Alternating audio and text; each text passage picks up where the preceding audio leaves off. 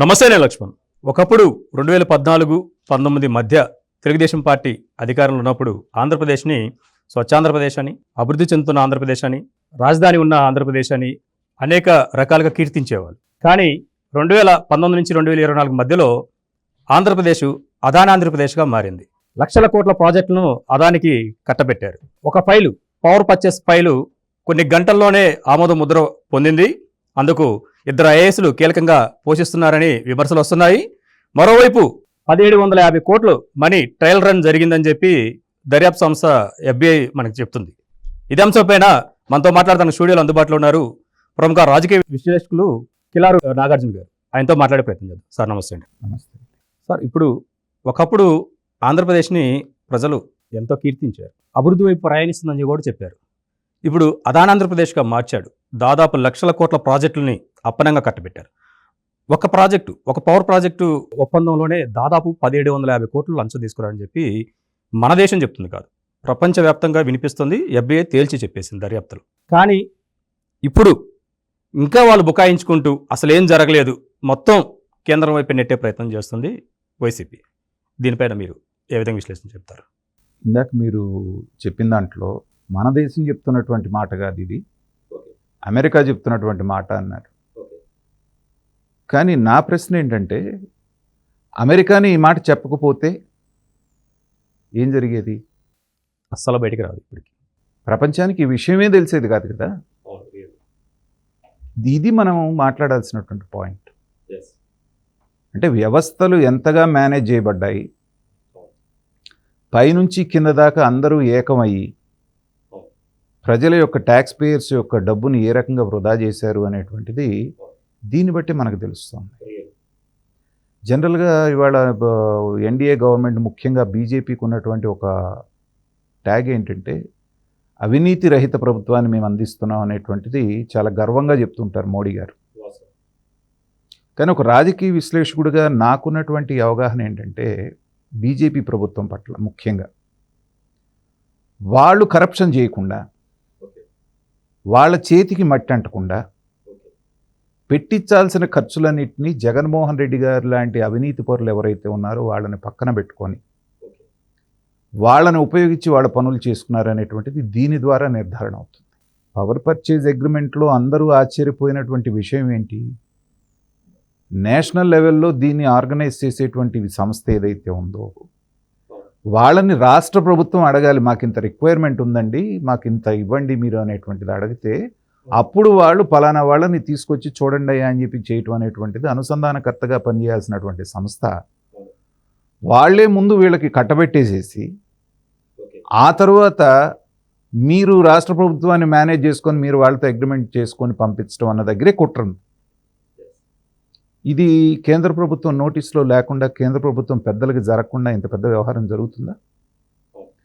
పైగా 25 సంవత్సరాలకు సంబంధించినటువంటి కంప్లీట్ దీన్ని వాళ్ళకి దారదత్తం చేసేసినట్టే కదా, రాసిచ్చేసినట్టే కదా.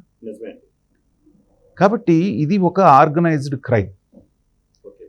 జగన్మోహన్ రెడ్డి గారు అంత ధీమాగా తడిగొడ్డేసుకొని ఎందుకు కూర్చొని ఉన్నాడు?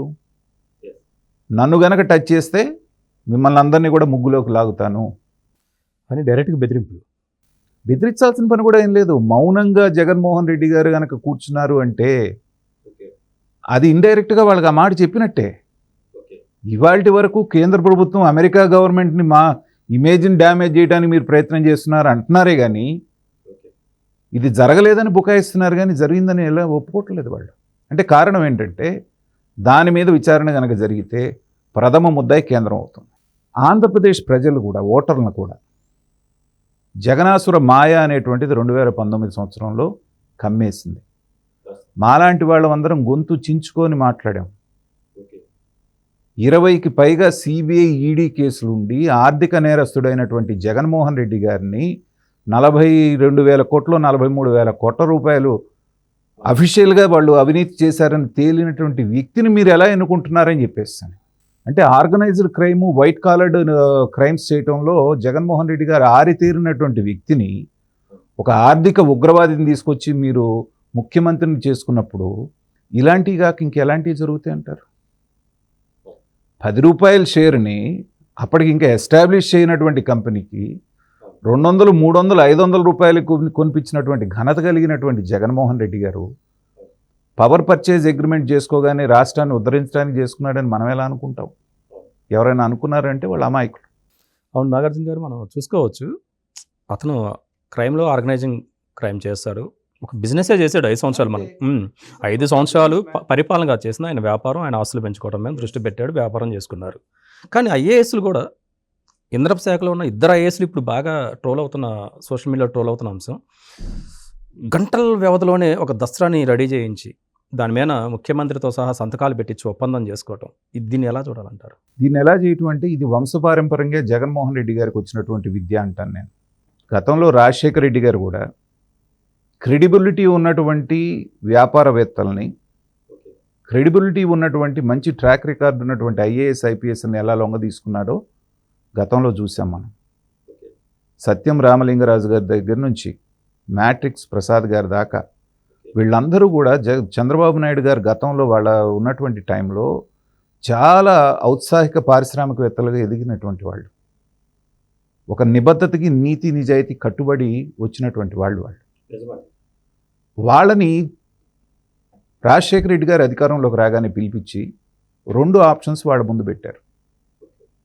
ఒకటి, నేను చెప్పినట్టుగా తప్పుడు పనులన్నీ మీరు చేస్తే మీకు సంపూర్ణంగా నేను సహకరిస్తాను. మీరు ఇవాళ కోట్ల రూపాయలు, 100 కోట్లు మాత్రమే చూస్తున్నారు, నేను చెప్పినట్టు చేస్తే 1000 కోట్లలోకి వెళ్తారు. నేను చెప్పినట్టు కనుక మీరు చేయకపోతే మీ వ్యాపార సంస్థలు మూసుకోవాల్సి వస్తాయని 2 ఆప్షన్స్ వాళ్ళ ముందు పెట్టాడు. సహజంగా మనిషి అనేటువంటి వాడు ఏ ఆప్షన్ తీసుకుంటాడు? ఎందుకంటే ఇందాక నేను చెప్పిన పేర్లు కలిగిన పారిశ్రామికవేత్తలందరూ పగలు రాత్రి కష్టపడి ఇటుక మీద ఇటుక పెట్టుకుంటూ కన్స్ట్రక్ట్ చేసుకొని వచ్చినటువంటి ఒక సామ్రాజ్యాన్ని అది ఊరికే కూలిపోతుంది అంటే దానికి తోడేం చేశాడు? ఇది ఫ్యాక్షనిస్ట్ మెంటాలిటీ ఇలాగే ఉంటుంది. నీకు ఇంతకంటే బెటర్ చేస్తున్నాను కదా, దీన్ని వదులుకోవటానికి నీకు ప్రాబ్లం ఏంటి అన్నారు. అన్నప్పుడు ఏంటంటే వాళ్ళందరూ లొంగిపోయారు. అలాగే శ్రీలక్ష్మి లాంటి డైనమిక్ ఆఫీసర్స్, ఎంతమంది ఐఏఎస్లు జైలుకి వెళ్ళారో మనం చూసాం కదా జమానాలో. మేము చెప్పినట్టు వింటే మీరు బ్రహ్మాండమైన పొజిషన్స్కి వెళ్తారు, ఏమైనా సంపాదించుకోగలరు, లేదంటే శంకరగిరి మాన్యాలు పట్టిస్తాను. ఇది రాజశేఖర రెడ్డి ఆ రోజున అనుసరించినటువంటి విధానం. దాని మూలాన వాళ్ళందరూ జైలు పాలయ్యారు, ఆఫీసర్లందరూ జైలు పాలయ్యారు.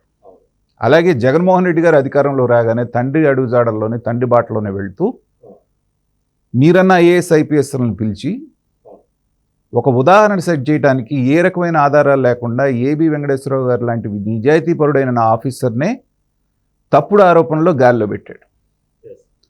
ఆ ఉదాహరణ చూపించి 2 మార్గాలు వాళ్ళకు సూచించారు. 20-25 సంవత్సరాలు చంద్రబాబు నాయుడు గారి పని అయిపోయింది, తెలుగుదేశం పార్టీ అయిపోయింది. 20-25 సంవత్సరాలు నేనే ముఖ్యమంత్రిని.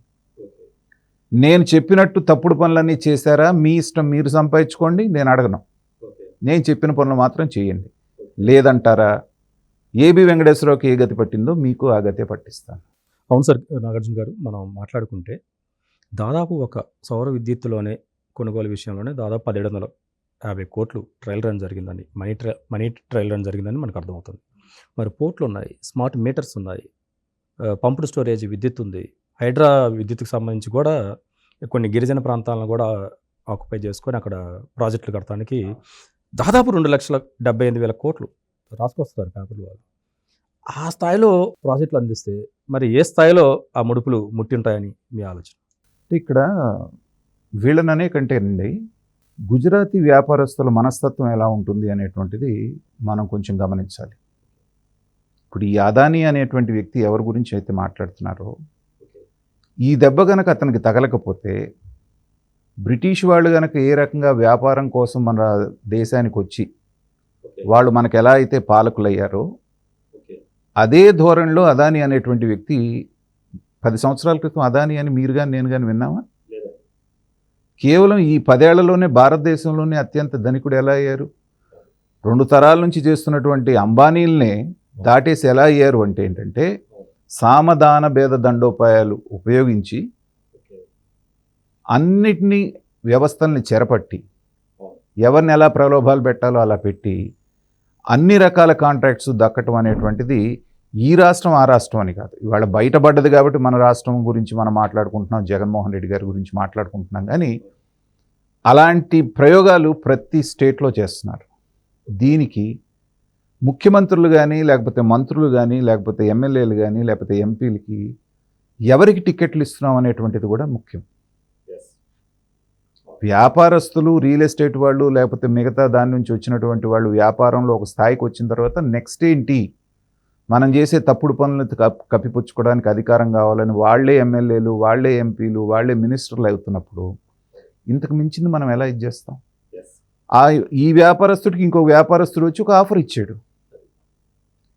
ప్రజలకి మేలు చేసేటువంటి ముసుగులో ఏమన్నారు, చంద్రబాబు నాయుడు గారు విపరీతమైన రేట్లకు ఇచ్చేసరి నేను రివర్స్ టెండరింగ్ ఇస్తున్నాను కాబట్టి ₹2.49 ఇస్తానన్నాడు. కానీ ఆ రోజున ₹1.99 కూడా అవైలబుల్గా ఉందిగా. నువ్వు నిజంగానే ఇంకా ప్రజల సొమ్ము కాపాడాలంటే ₹1.99 ఇస్తానన్నాడు. ఎందుకు ఇవ్వలేదు అంటే వాడు కిక్ బ్యాక్స్ నీకు ఇవ్వడు కాబట్టి. ఇతను మొత్తం మీద 2,000 కోట్లు చిల్లర కోట్లు ఆయన పంచితే జనానికి 5 రాష్ట్రాలకి, నీ ఒక్కడికే ₹1,750 కోట్ల మేజర్ షేర్ నీకు దక్కింది కాబట్టి వాళ్ళు నీకు బ్రహ్మాండంగా అనిపించారు. పైగా బుకాయింపు ఏమంటారు, దేశవ్యాప్తంగా ఉన్నటువంటి యావరేజ్ తీసుకుంటే మేము ఇంకా తక్కువ కొన్నాం. ఇది ఒక పనికి మాలిన వాదం. కాబట్టి ఇవన్నీ కూడా మనం కనుక తీసుకుంటే ఆర్గనైజ్డ్ క్రైమ్ అన్నాను చూసారా. సో వ్యాపారస్తులు కలిస్తే వ్యాపారస్తుడు ఉన్నాడు, ఇక్కడ ముఖ్యమంత్రిగా ఇంకో వ్యాపారస్తుడు ఉన్నాడు. వీళ్ళ మధ్య జరిగినటువంటి లావాదేవీగానే దీన్ని మనం భావించాల్సి ఉంటుంది. ఇది మొత్తానికైతే అభివృద్ధి ఆంధ్ర వైపు ప్రయాణిస్తున్న ఆంధ్రప్రదేశ్ని అదాని ఆంధ్రప్రదేశ్గా మార్చిన ఘనత జగన్మోహన్ రెడ్డి గారిదని చెప్పి నాగార్జున గారు చెప్పిన విశ్లేషణ సవివరంగా అర్థమవుతుంది. మరొక అంశంతో మళ్ళీ కలుద్దాం.